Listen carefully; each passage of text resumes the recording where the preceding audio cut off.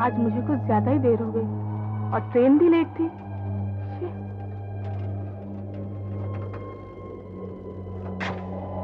बस जल्दी से जल्दी मैं घर पहुंच जाऊं। अरे क्या हुआ? ओह नो, इसे भी अभी पंचर होना था। अब इतनी दूर चल के जाना पड़ेगा।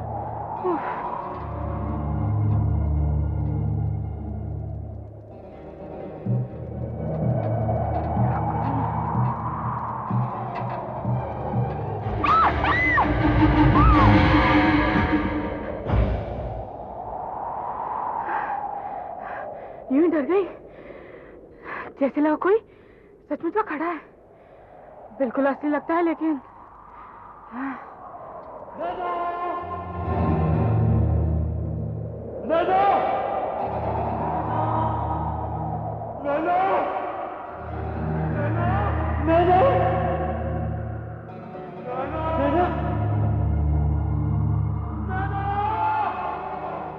ये कौन हो सकता है?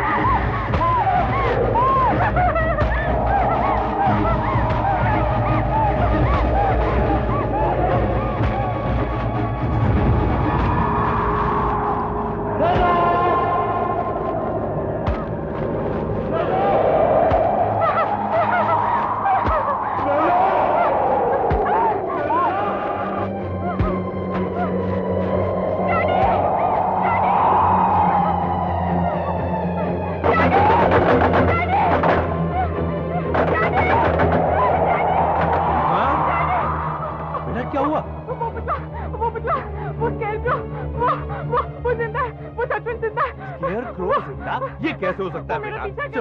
वो मेरा पीछा कर रहा है। वो चल रहा था। वो कैसे मेरा पीछा कर रहा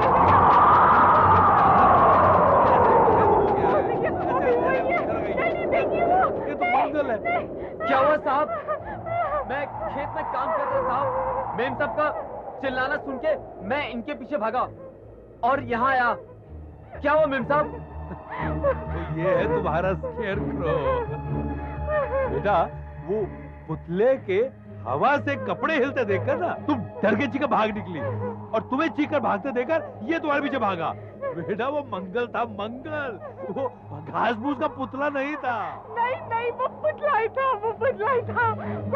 वो बड़े अजीब तरीके से चल रहा था। वो जैसे आहिस्ता घसीट रहा हो। वो एक पैर के पीछे अपना दूसरा पैर घसीट रहा था। वो पुतला ही था।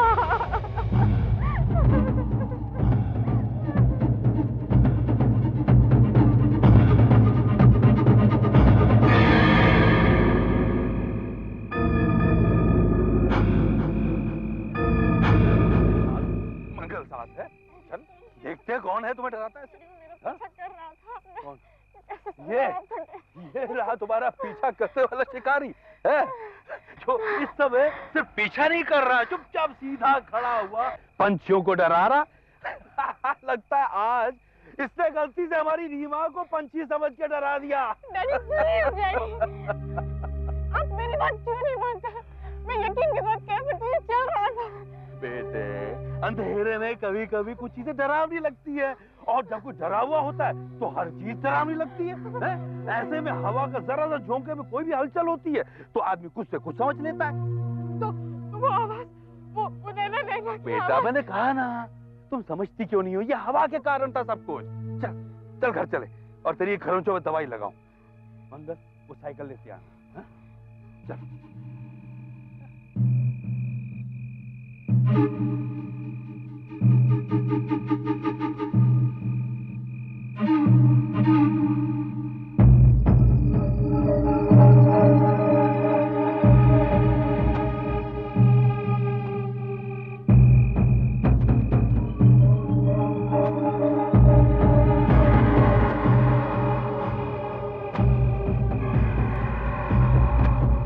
यकीन नहीं होता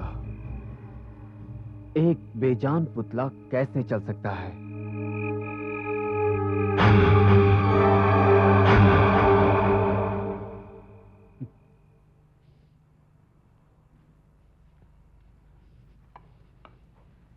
लो बेटा, पानी पी लो, तबीयत अच्छी हो जाएगी। लो।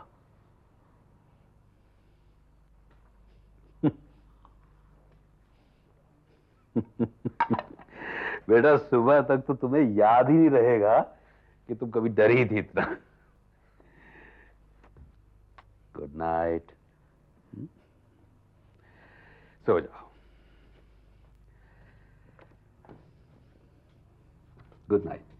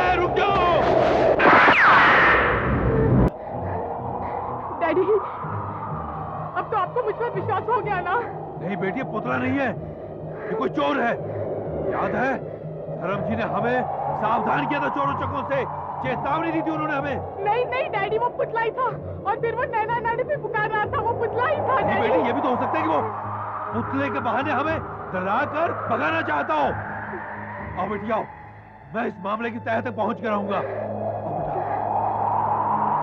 बहुत बढ़ता जा रहा है। अंदर चले।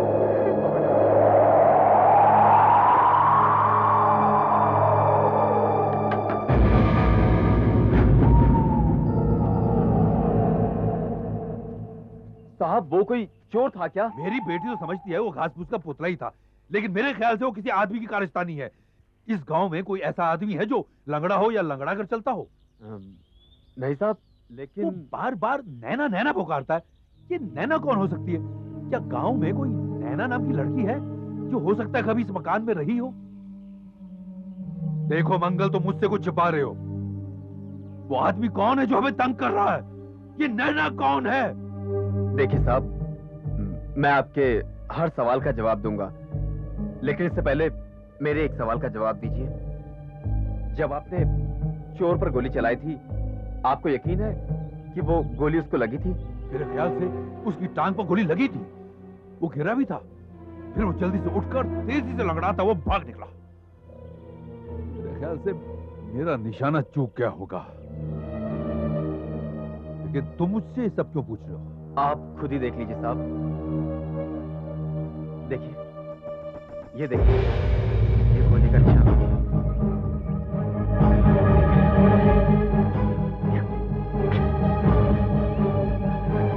ये गोली। साहब, आप निशाना चूके नहीं थे। मैं नहीं जानता कि इसके पीछे राज क्या है, यह कैसे हो सकता है कि जो गोली आपने भागते हुए आदमी पर चलाई थी, वो गोली इस बेजान पुतले की टांग से कैसे निकली?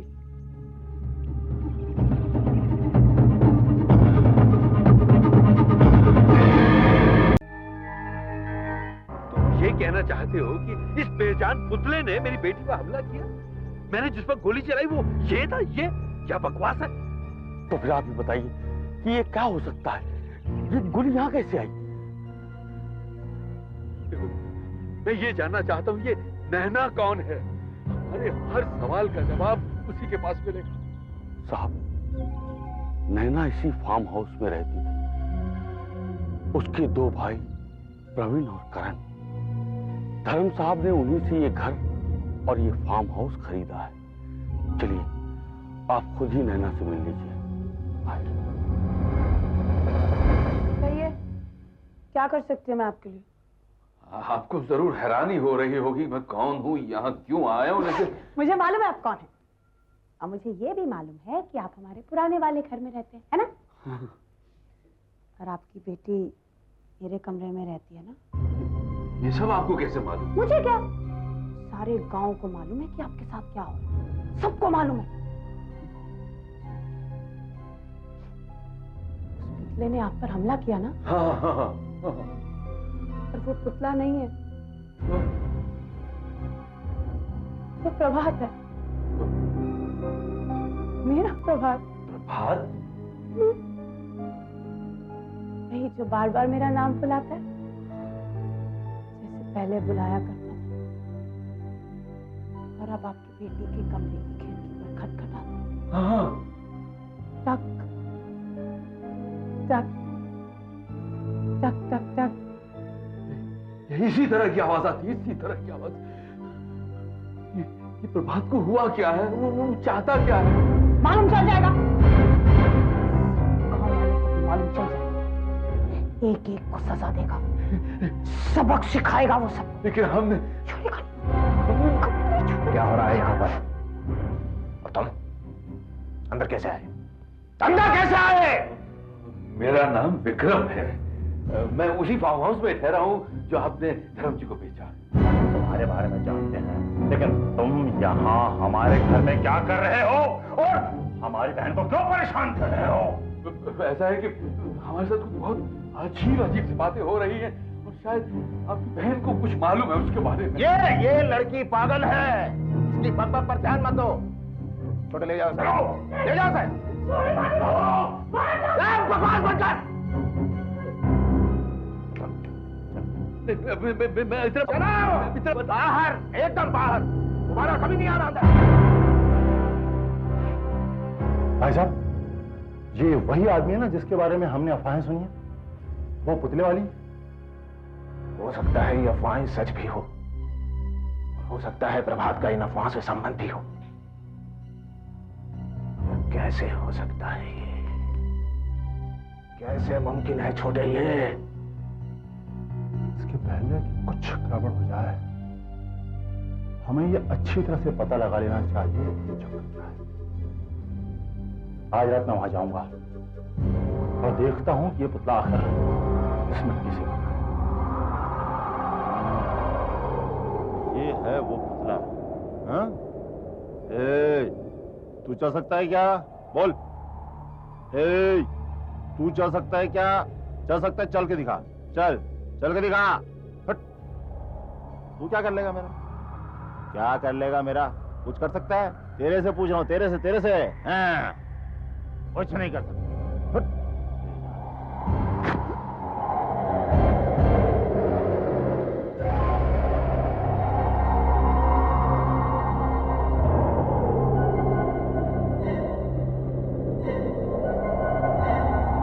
मैं भी पागल हूं, एक बार तो ये लगा कि ये सचमुच जिंदा हो।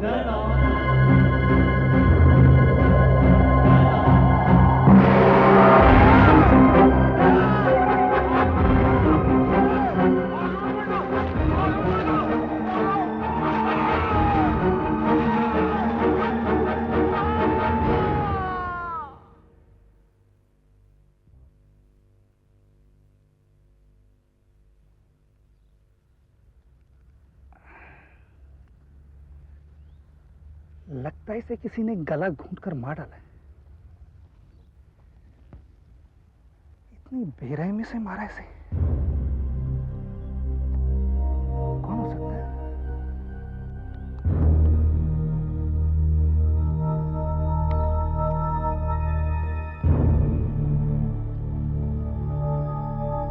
इस वीरान सी जगह में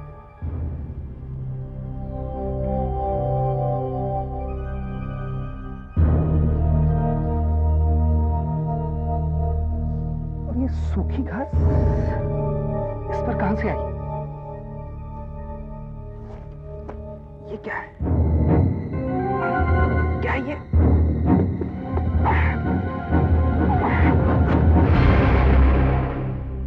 हैट?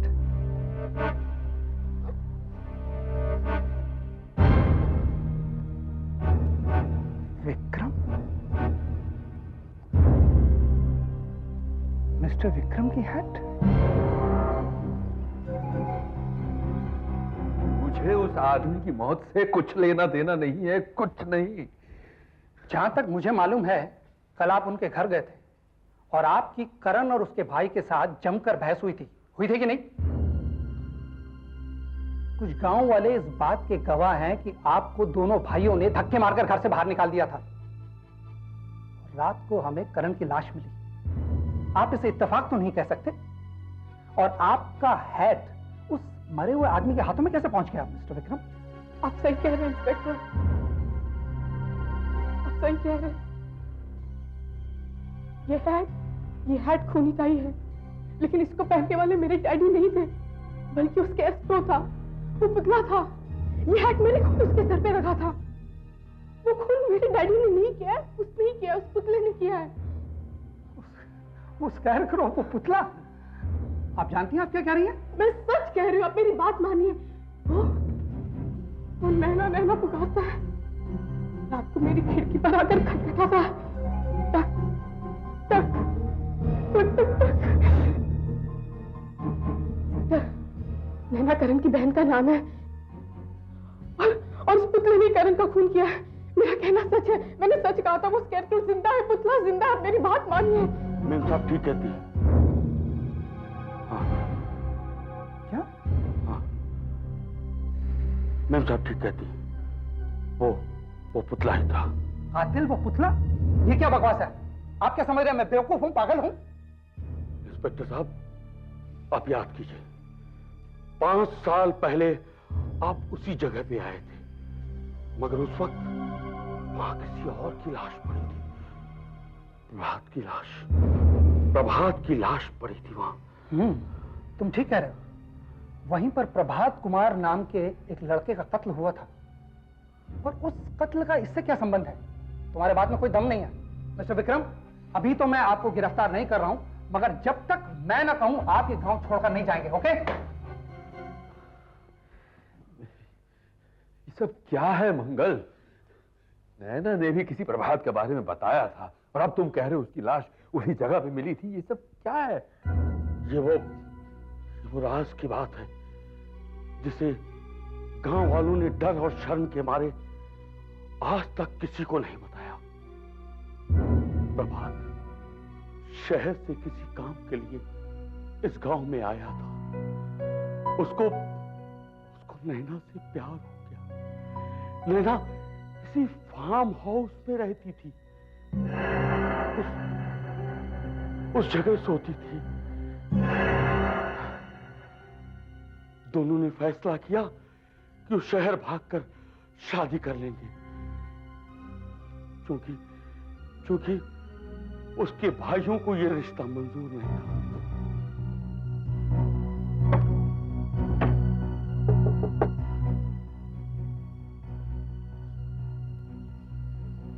नैना, 15 मिनट बाद गांव के बाहर से बस छूटने वाली है। जल्दी करो। मैं देख के आती हूँ कि मेरे भाई सो रहे हैं नहीं। पीछे वाले दरवाजे से आ जाऊंगी।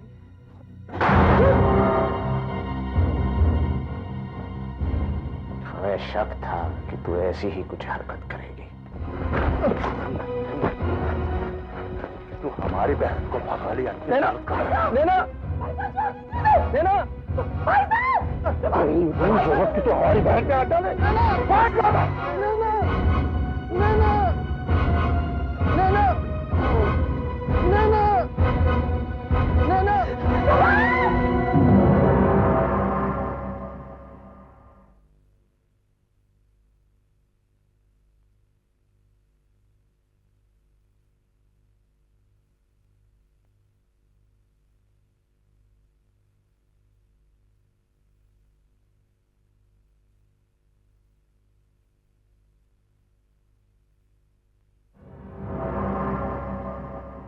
तुम लोग चुप क्यों हो? कुछ तो बताओ, कुछ तो बता सकते हो इसके बारे में? ये गांव में किसे जानता था? इसकी दुश्मनी किससे थी? इसके कत्ल के पीछे क्या कारण हो सकता है? देखिए साहब, इस गांव का कोई भी आदमी ऐसा काम नहीं कर सकता है। हो सकता है किसी और गांव के चोर या उचक्के ने इसके शहरी लिबास को देखकर लूटने के लिए मार डाला हो सकता है, और फिर इसकी लाश को हमारे खेत में फेंक दिया हो। यही वो जगह है जहां कल रात करण की लाश पड़ी थी, और 5 साल पहले प्रभात की लाश भी यहीं पड़ी थी। तुम कहना क्या चाहते हो? प्रभात की आत्मा अभी भी यहीं पर है। जब से वो मरा है तब से यहीं पर है। अभी भी वो नैना की खिड़की को खटखटाता है, नैना का नाम पुकारता है हर रात। आखिरकार दोनों भाइयों ने खिड़की बंद कर दी, उसमें फट्टे लगा दिए, सब घर छोड़कर चले गए। नैना पागल हो गई, लेकिन प्रभात की आत्मा अभी भी यहीं पर है। और अब तुम सोचती हो कि प्रभात वापस आ गया है और उसी ने करण को मार डाला? हाँ, जब हमने पुतला खड़ा किया तब प्रभात की आत्मा किसी तरह उसमें प्रवेश कर गई और उसको एक शरीर जैसा आकार मिल गया। अब वो पुतला हर उस बात का बदला लेने की कोशिश कर रहा है जो 5 साल पहले उसके साथ हुआ था।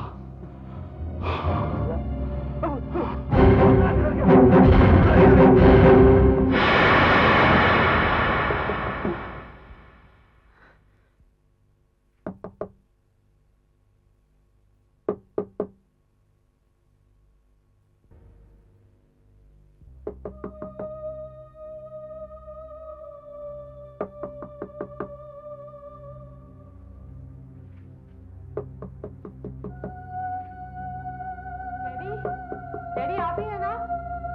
1 मिनट खोल रही हूँ।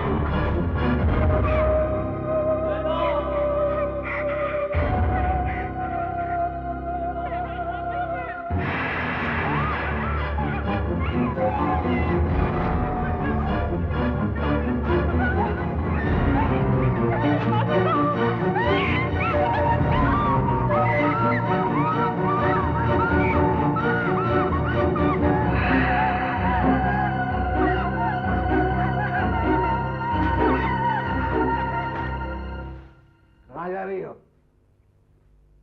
प्रभात के पास जा रही हूँ, और कहाँ?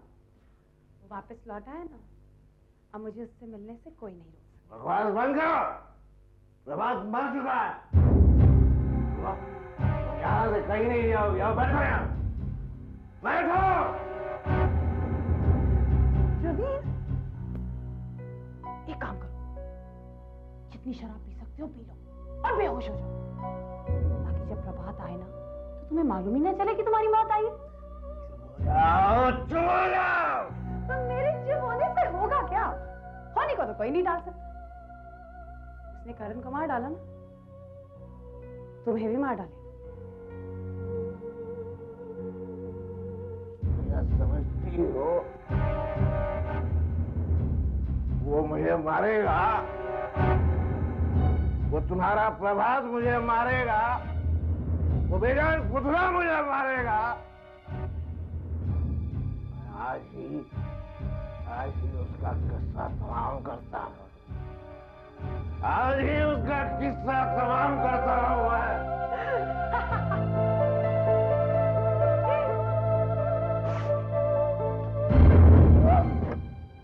मैं कोई कौवा नहीं हूँ जो वो बेजान पुतला मुझे मारेगा। आज उसका वो हाल करूंगा जो बरसों पहले प्रभात का किया था। मैं वो क्या करता हूँ।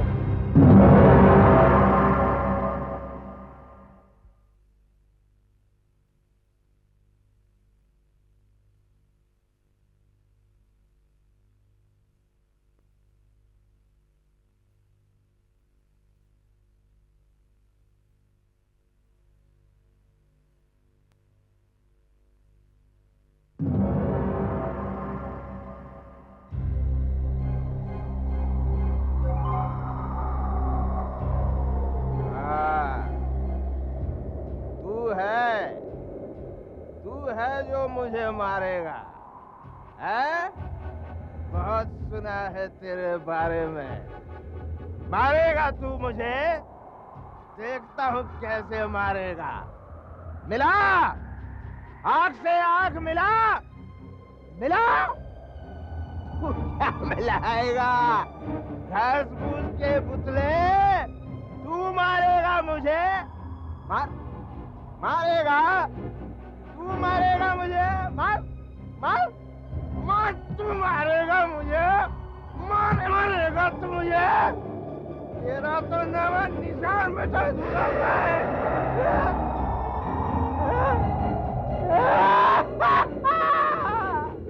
अपाहिज हो गया, पुतला टूटा हो गया रे। ये रे अपाहिज हो गया। ये पुतले मारेगा मुझे, इन हाथों से मारेगा तू मुझे, मारेगा तू मुझे, इन हाथों से मारेगा।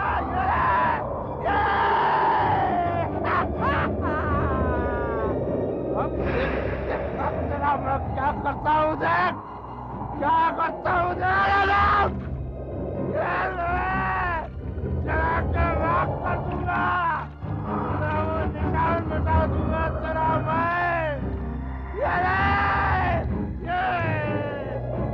अभी क्या करता हूँ मैं?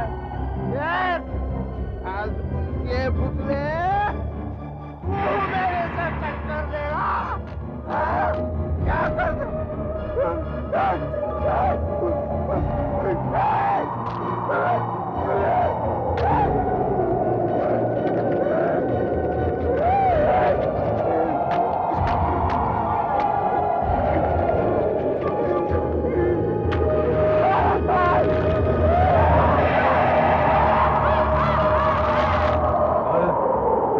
मिट्टी का तेल लेकर पुतले को जलाने आया हुआ है।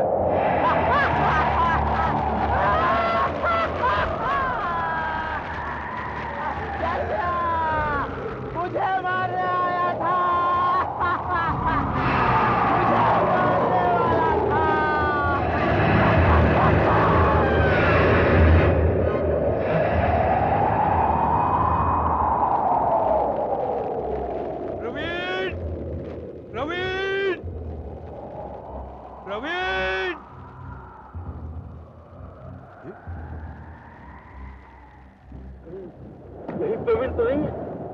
ये प्रवीण नहीं है, ये तो पुतला है, पुतला है ये। प्रवीण!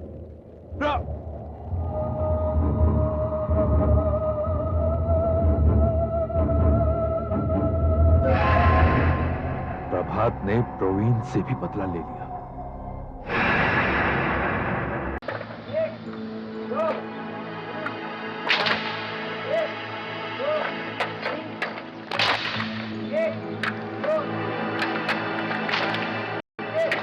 फांसी का तख्ता?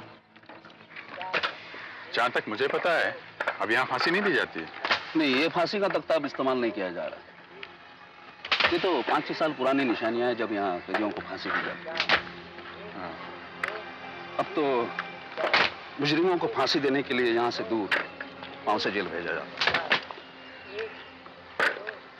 सर अब ये बेकार पड़ा है और बहुत जल्दी हम लोग इसे यहाँ से हटा भी रहे हैं। और सर इसी साल इसकी जगह एक नया बैरक बनाया जाए। देव सर, अब तो तुम इस जेल का पूरा निरीक्षण कर चुके हो। एक नए वार्डन की ड्यूटी में तुम्हें सौंपता हूं। अब तो मैं एक रिटायर आदमी की जिंदगी बसर करने जा रहा हूं।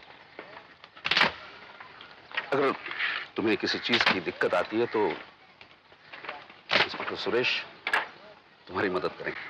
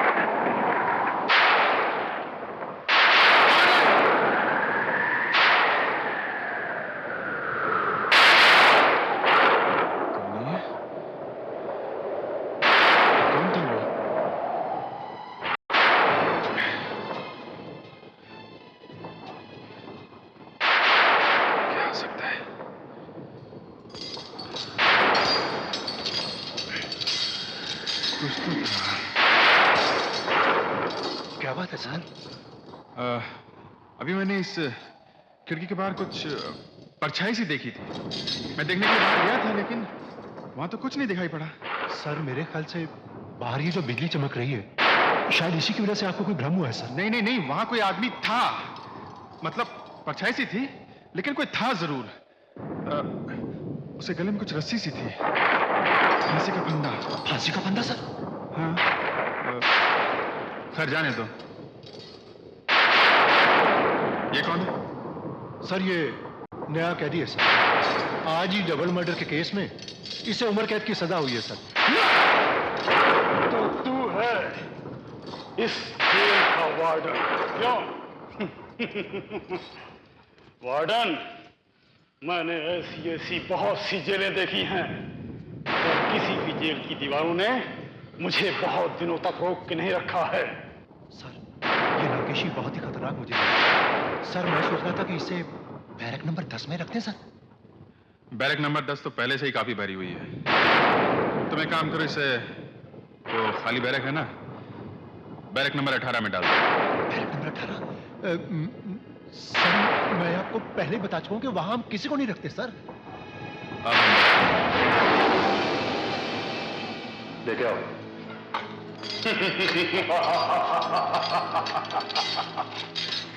वाह वाह वाह, यहाँ रखोगे मुझे? हाँ? अरे ऐसी बहुत सी जेलें देखी हैं वार्डन। बस रुको, इसकी बेड़ियां खोलो। हाँ खोलो खोलो खोलो। नाकेशी को ये गहने बहुत ज्यादा पसंद नहीं है। खोलो और जाके सब वार्डन को दे दो अपने। चलो अंदर, अंदर बंद कर दो। हाँ हाँ जाते हैं साहब, जाते हैं। नाकेशी जैसे शेर को तुमने 18 नंबर बैरक में रखा है, हाँ? क्या समझते हो निकल नहीं पाऊंगा? अरे निकल जाऊंगा वार्डन, तुझे पता भी नहीं चलेगा।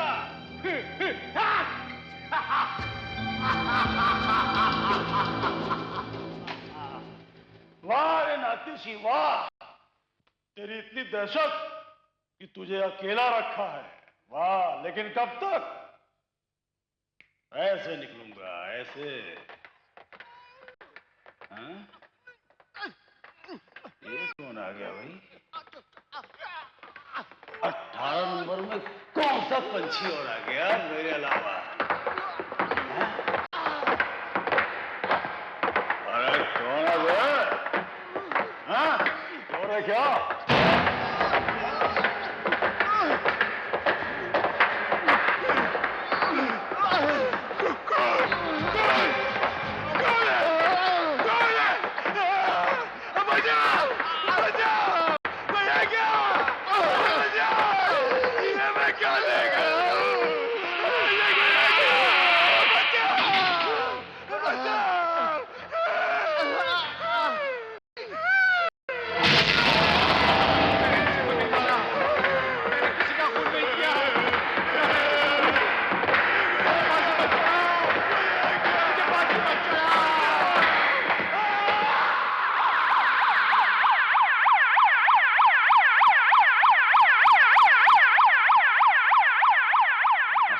कैसे गया? ना खूंखार अपराधी, उसकी ये हालत। सर मैंने आपको पहले बताया था ना कि ऐसे केसेस पहले भी कई बार हो चुके हैं।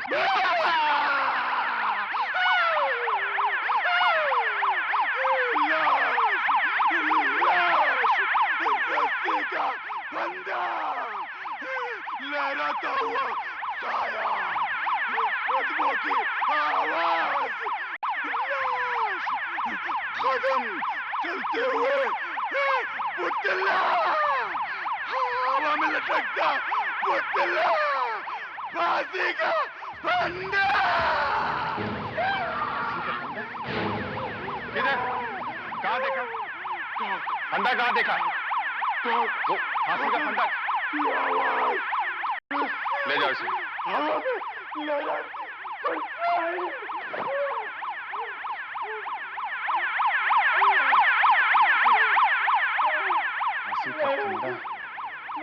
क्या कह रहा है ये?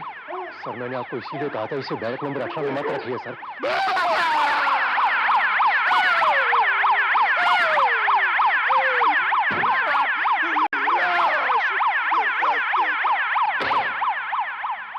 पिछले 5 सालों में 17 कैदियों को नर्वस ब्रेकडाउन हुआ है, जिसके कारण उन्हें हॉस्पिटल में भर्ती करना पड़ा।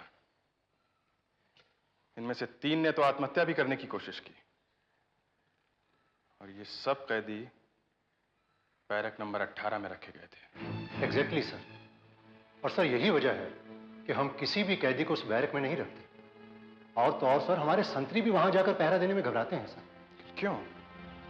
सर इस बारे में मैं तो कुछ ज्यादा नहीं बता सकता, क्योंकि मेरी समझ से तो बाहर की बात है सर।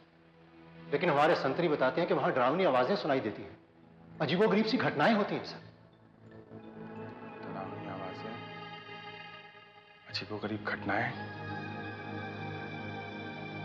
ये नाकेशी भी कुछ परछाई, जूतों और दरवाजों की बात कर रहा था।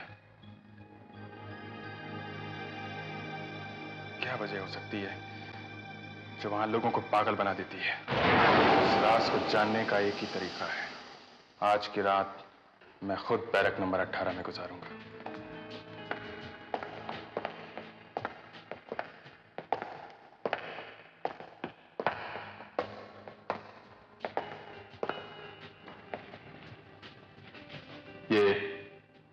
ये कोठरी ठीक रहेगी?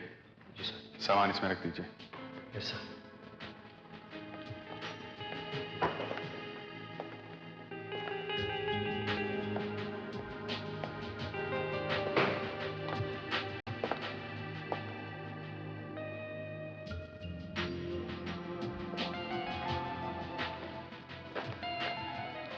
एक बात कहूं सर, एक बार फिर सोच लीजिए।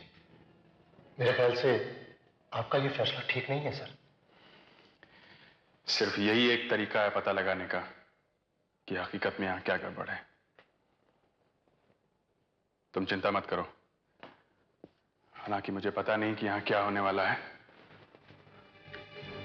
मगर मैं फिर भी तैयार हूं हर हालात का सामना करने के लिए। मुझे यकीन है यहां कुछ होगा नहीं।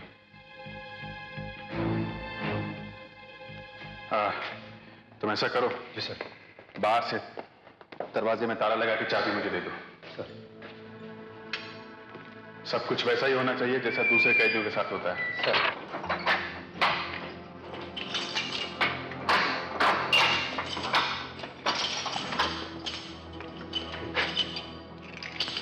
अब तुम जाओ यहां से, मुझे अकेला छोड़ दो।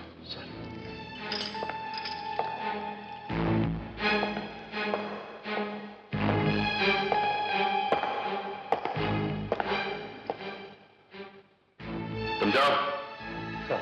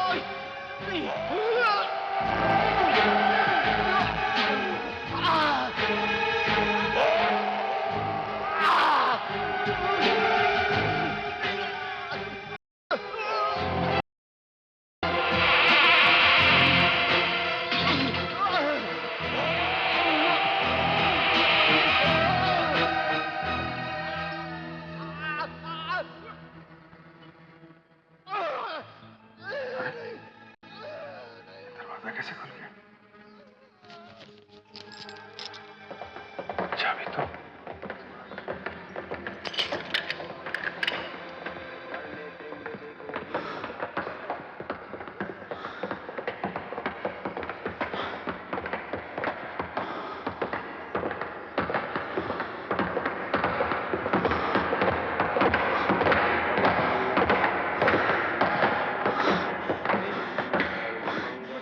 चढ़ाओ, मैंने किसी का खून नहीं किया, मैंने किसी को नहीं मारा, मैं बेकसूर हूँ, मैं खूनी नहीं हूँ, मुझे फांसी पर चढ़ाओ।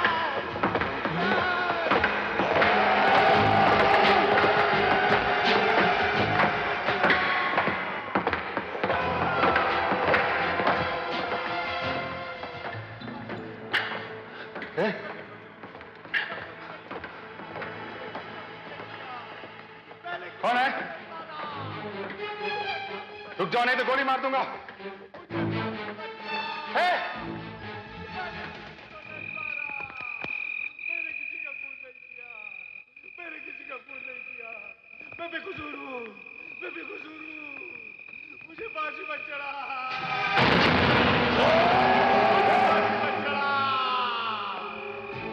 मैंने किसी को नहीं मारा, मैंने किसी का खून नहीं किया, मैंने किसी का खून नहीं किया। क्या हुआ सर? लेकिन सर उधर तो कोई भी नहीं है सर।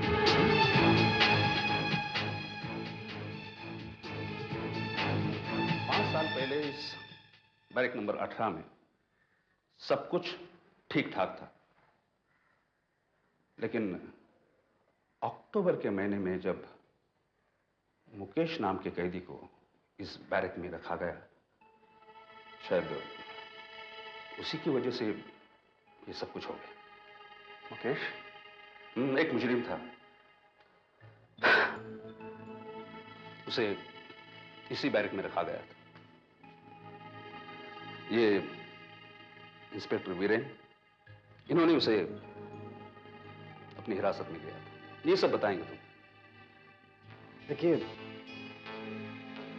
मुकेश एक पेशेवर चोर था। 3 बार पकड़ा गया, 4 साल की सजा काटी उसने, और आखिरी बार जब वो पकड़ा गया तो छूटने के बाद उसने वादा किया था कि उसे अगर एक मौका मिल जाए अच्छा आदमी बनने का तो वो ये गुनाहों की जिंदगी छोड़ देगा। और देव, ऐसा मौका देने वाला एक आदमी भी उसे मिला था, जिसका नाम था जनार्दन। एक बहुत ही रईस आदमी था, समाज सेवक था।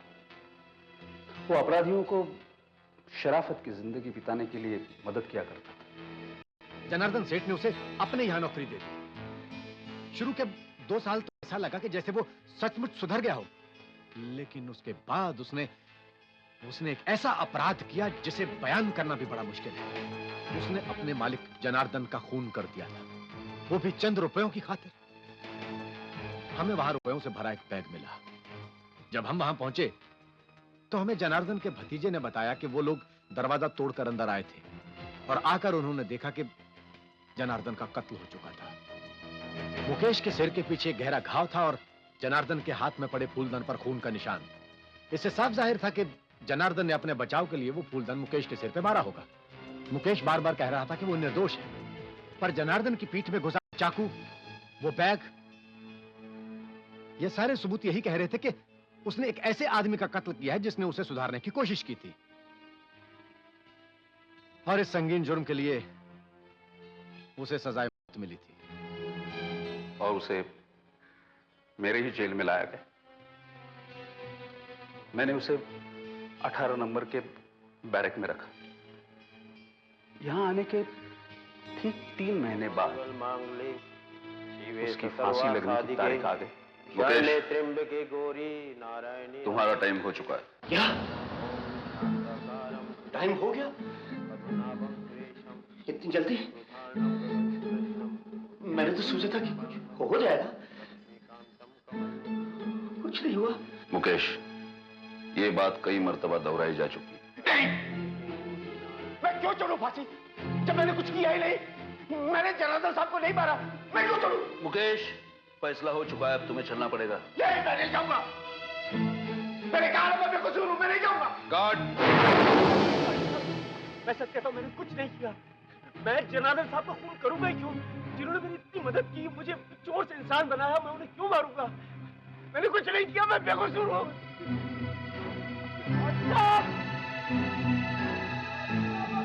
5 बजने में 10 मिनट, ठीक 5 बजे फांसी हो।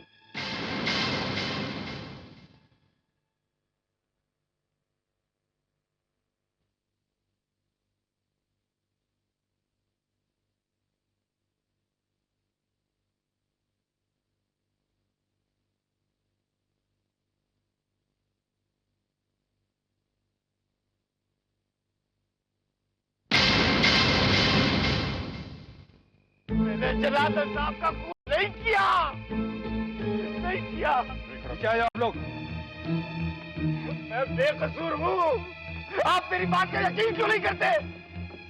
ठीक है, आपको मेरी बात पर विश्वास नहीं, न कहीं, लेकिन दुनिया की कोई भी ताकत मुझे फांसी नहीं चढ़ा सकती। बस, इसके चेहरे पे कपड़ा डालो। हाँ, चलो।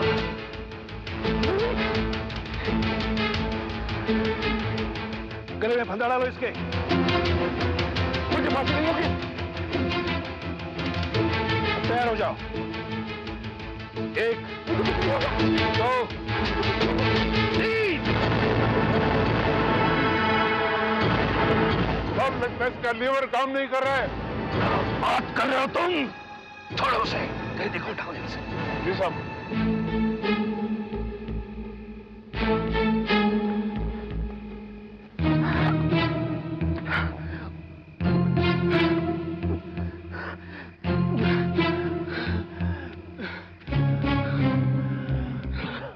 फिर से कोशिश करो। जी साहब।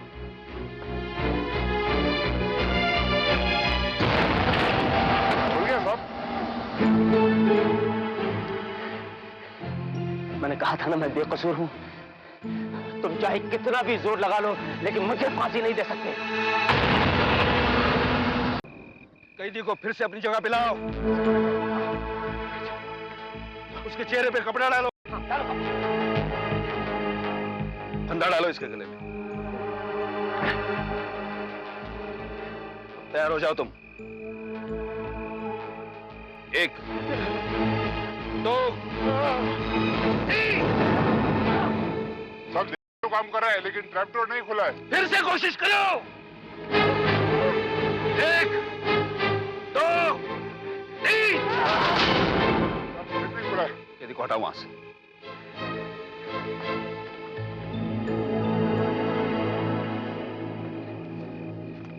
मैंने आपसे कहा था ना मैं बेकसूर हूं।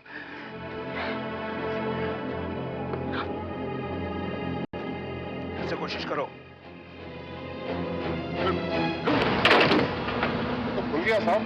लगता है कैदी की वजन की वजह से एक ट्रैपडोर जाम हो गया था। उस पुतले को लेकर आओ जिसका वजन कैदी के वजन के बराबर है।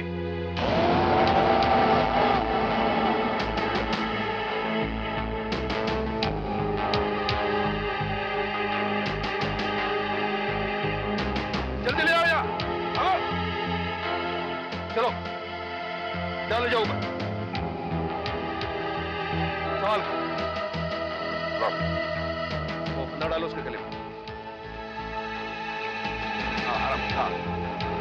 साहब इस पुतले का वजन तो कैदी के वजन के बराबर लगता है। फांसी लगा के देखो। देखो क्या गड़बड़ है। जी साहब। 1 2 3। साहब इसका लीवर पुतले पर तो बराबर काम कर रहा है। शायद इसका ट्रैपडोर जाम हो गया था। सुनो वो कैदी को यहाँ ले आओ। मेरी बात का यकीन कीजिए, मैंने अपने साहब को नहीं मारा।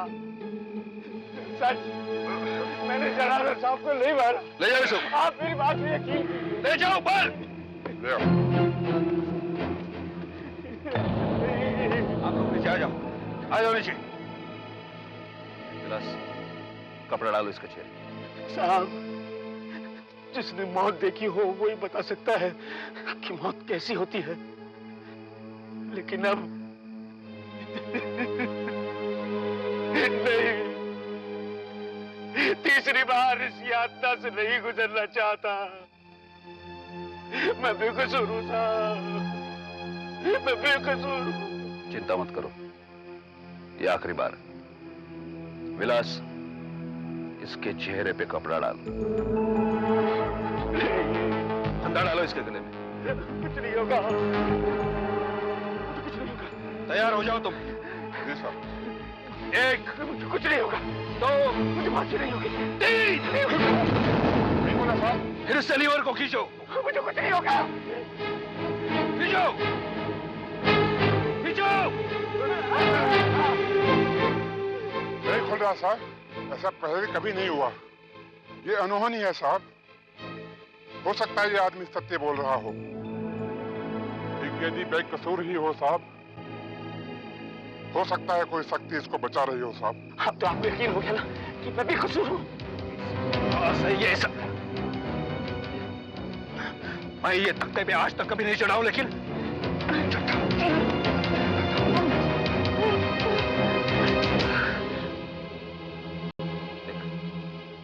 देख मुझे नहीं मालूम कि ये सब क्यों हो रहा है। हो सकता है कि तू बेकसूर है।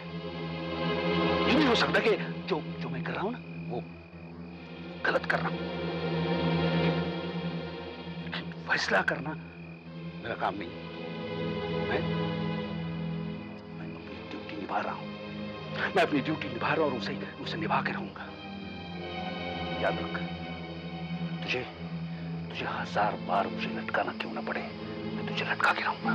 देखिए साहब, मैं अभी तक जिंदा इसलिए हूं कि मैं बेकसूर हूं।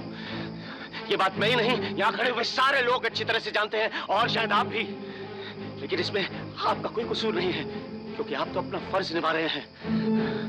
अदालत ने और इस इंस्पेक्टर ने भी अपना फर्ज निभाया है। कसूर तो उस आदमी का है जिसने मुझे फंसाया है। मैं अपनी किस्मत से और नहीं लड़ सकता। साहब, इस बार जब आप मुझे फांसी लगाएंगे ना, तो मैं सच में मर जाऊंगा। लेकिन मैं आप सबको ये बता देना चाहता हूं कि मैं बेकसूर हूं। मैंने जनार्दन साहब को खून नहीं किया। लेकिन जब तक मेरी बेगुनाही साबित नहीं हो जाती और आप सबको यह पता नहीं चल जाता कि मैं बेकसूर था, मेरी आत्मा को शांति नहीं मिलेगी। आत्मा को शांति नहीं मिलेगी। लगाओ मुझे फांसी।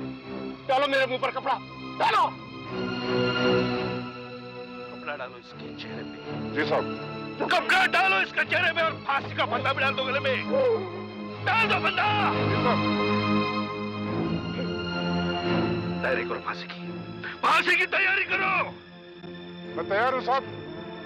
5:45 को फांसी होगी। 1, 2, 3।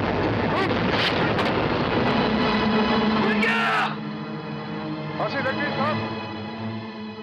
फांसी लग गई। मैंने सुना, लग गई बात। अगर मुझे फांसी रोकने का अधिकार होता ना, तो मैं जरूर रोक देता उसकी फांसी।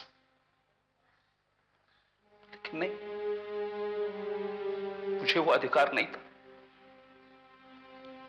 मैं तो सिर्फ अपनी ड्यूटी निभा रहा था।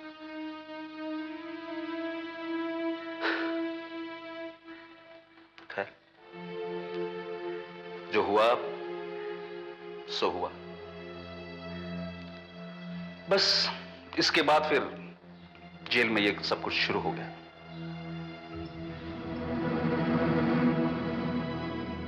आपका मतलब है कि मुकेश की आत्मा अभी तक जेल में घूम रही है और इंतजार कर रही है कि कब उसकी बेगुनाही साबित होगी। इस बात के अलावा और क्या कहा जा सकता है? बताओ, बताओ ना तुम, क्या कहा जा सकता है? इस फांसी का मुझ पे इतना गहरा असर हुआ, इसके बाद इस जेल में फांसी देना मैंने बंद करवा दिया। देखिए, मुकेश तो अब मर चुका है और हम उसे जिंदा नहीं कर सकते। लेकिन जो कुछ भी आप कह रहे हैं, अगर वो सच है तो हमारा फर्ज बनता है कि हम उसकी बेगुनाही साबित करने की कोशिश करें। लेकिन देव साहब, ये आप कैसे कर पाएंगे?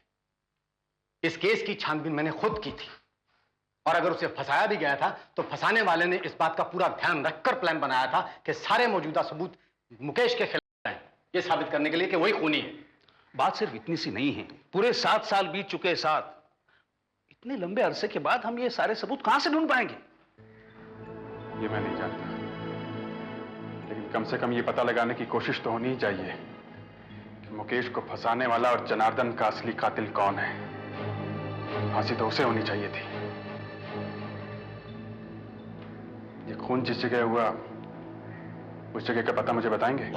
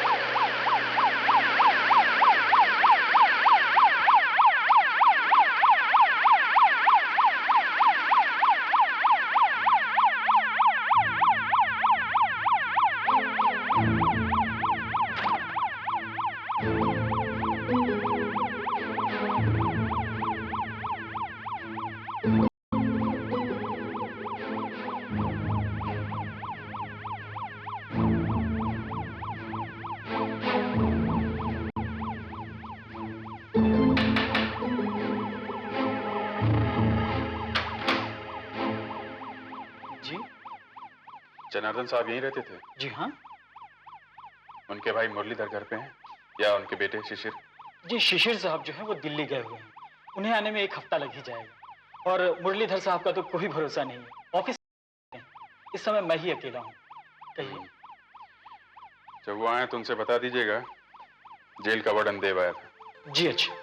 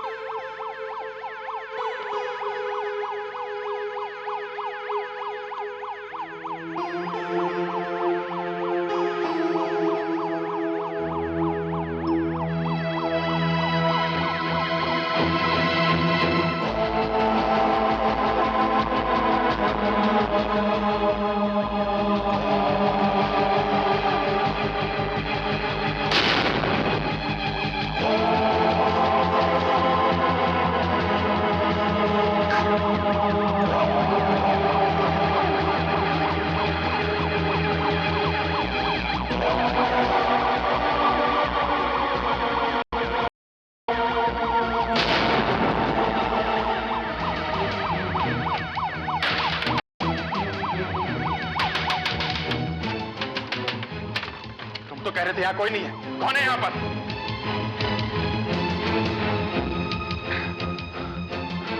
कौन है यहाँ पर?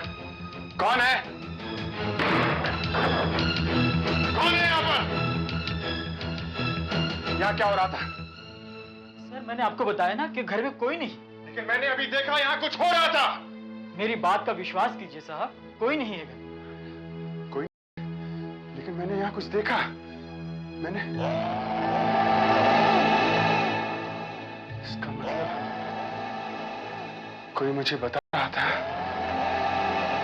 कि यहाँ पर क्या हुआ था। क्या? ये क्या कह रहे हो तुम? जी हाँ, ठीक उसी कमरे में जिस कमरे में कत्ल हुआ था। मैंने अपनी आंखों के सामने सब कुछ देखा। कुछ परछाई सी थी, धुंधली धुंधली सी। मैं आपसे ये पूछना चाहता हूँ कि मुकेश आपकी जेल में 3 महीने रहा। हाँ। क्या वो स्मोक करता था? I mean, उसे पाइप पीने की आदत थी? वो पाइप पीता था वो? नहीं, जहां तक कि मुझे याद है, मुझे उसे ऐसी कोई आदत नहीं थी। लेकिन ये तुम क्यों पूछ रहे हो? तब तो वो बेकसूर था। क्या? असली कातिल वो पाइप पीने वाला है। मैंने उसकी परछाई अच्छी तरीके से देखी थी। कौन हो सकता है ये पाइप पीने वाला? कौन हो सकता है? हेलो, हाँ बोलो सुरेश। हाँ, एक मिनट, फोन आया। हेलो, हाँ सुरेश बोलो। ठीक है, तुम वहीं रोको, मैं अभी आता हूँ। जनार्दन के परिवार का कोई आदमी मुझसे मिलना चाहता है। हो सकता है असली कातिल का कोई सुराग मिल जाए।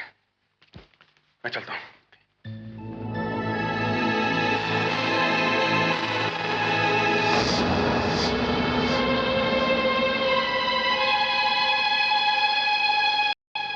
माफ कीजिएगा, मुझे आने में थोड़ी देर हो गई। आपको इंतजार करना पड़ा। मैं यहाँ का वार्डन देव हूँ। मुझे मुरलीधर कहते हैं। अच्छा, आप जनार्दन जी के भाई हैं जिनके कत्ल का इल्जाम मुकेश पर लगा था। मुकेश पे लगा था? खून के इल्जाम का क्या मतलब? खून तो मुकेश ने किया था ना? जी नहीं, ये सच नहीं है। किसी ने उसको फंसाया था। किसी ने फंसाया था? जी हाँ, लेकिन मैं जल्दी उसे ढूंढ लूंगा। ये आप क्या कह रहे हैं कि खून किसी और ने किया था? तो कौन हो सकता है? अभी तो मैं कुछ नहीं कह सकता, लेकिन मैं इतना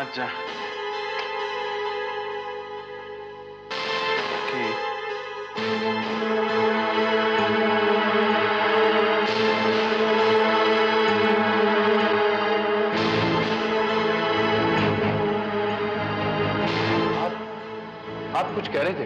हाँ, मैं कह रहा था, तुम मुरलीधर, तुमने जनार्दन का खून किया है। तुम कातिल हो। ये क्या बकवास है? बकवास नहीं है, तुम्ही ने अपने भाई का कत्ल किया है और झूठे सबूत इकट्ठे करके मुकेश को कातिल साबित कर दिया। मैं अच्छी तरीके से जानता हूँ ये सब तुमने कैसे किया था। मैं बताता हूँ। उस दिन तुम अचानक जनार्दन के कमरे में घुसे और तुमने देखा कि जनार्दन शायद रुपए गिन रहा था या बैग में रख रहा था। तुमसे ये सब देखा नहीं गया। तुम्हारे हाथ में चाकू था, वो चाकू तुमने उसके पीठ में ठोक दिया। जनार्दन वहीं गिर गया, लेकिन तुम वहां से गए नहीं। तुमने वहीं खड़े होकर अपना पाइप जलाया। उसके बाद नौकर मुकेश की आवाज सुनकर तुम शायद वहीं कहीं छिप गए थे। नौकर जब अंदर आया, ये सब देखकर घबरा गया, लेकिन तुमने उसको भी नहीं बख्शा। तुम्हारे हाथ में फूलदान था। तुम चुपके से उसके पीछे आए और फूलदान उसके सिर पर दे मारा। उसके बाद अलमारी से बैग निकाला, उसमें रुपए डालकर मुकेश के हाथ में फंसा दिया ताकि सारा शक मुकेश पर जाए। बकवास है, एकदम बकवास। ये बकवास नहीं है। तुमने पैसों की खातिर अपने भाई को मार दिया, जिसकी कीमत उस बेचारे मुकेश को अपनी जान देकर चुकानी पड़ी। ये एकदम मनगढ़ंत कहानी है। इस पर कोई अदालत विश्वास नहीं करेगी वार्डन साहब। और बिना सबूत के तो बिल्कुल नहीं। जो तुम्हारे पास एक भी नहीं है। जो भी तुम कहानी सुना रहे हो वो सिर्फ कल्पना है, सिर्फ तुम्हारी कल्पना। मैं तुम्हारी ये फालतू की बकवास सुनने के लिए 1 मिनट नहीं रुकूंगा यहाँ पर। मैं जा रहा हूँ और देखता हूँ कोई मेरा क्या बिगाड़ सकता है। जरा ध्यान से जाइएगा, कहीं जल्दी आपको वापस यहीं ना आना पड़े। मुझे अपना रास्ता मालूम है, समझा?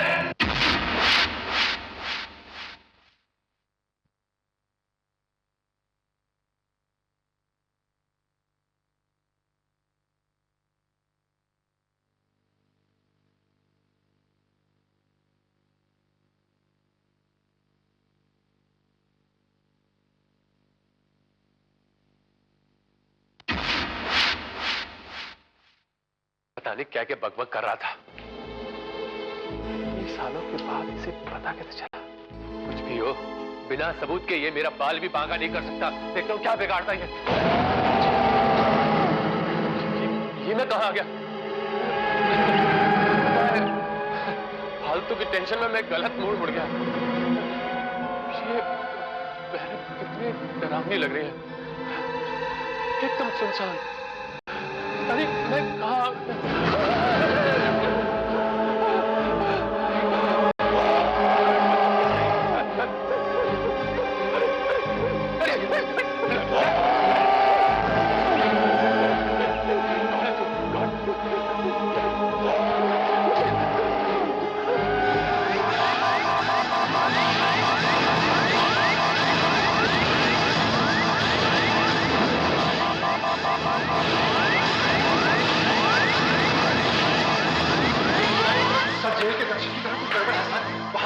का कहना है कि कहीं से चिल्लाने की आवाजें आ रही हैं सर। वो तो मैं भी सुन रहा हूँ, लेकिन किसकी आवाजें हो सकती है? और आ भी रही है फांसी के तख्ते के पास ही कहीं से। चलो जल्दी चलो।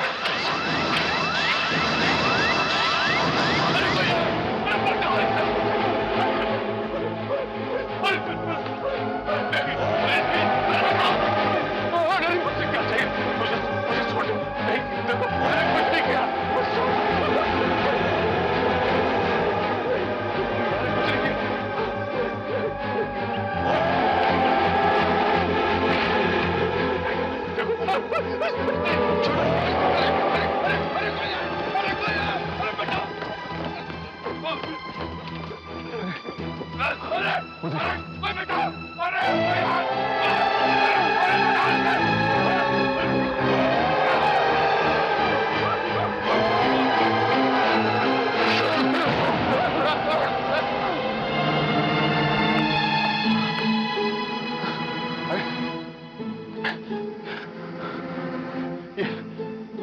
मर गया? मैंने जनार्दन का खून नहीं किया था, मैं बेकसूर था। जब तक असली खूनी को सजा नहीं मिलती मुझे चैन नहीं मिलता। लेकिन अब मैंने असली खूनी को सजा देकर अपना बदला ले लिया है। मैंने अपना बदला ले लिया है। मैंने अपना बदला ले लिया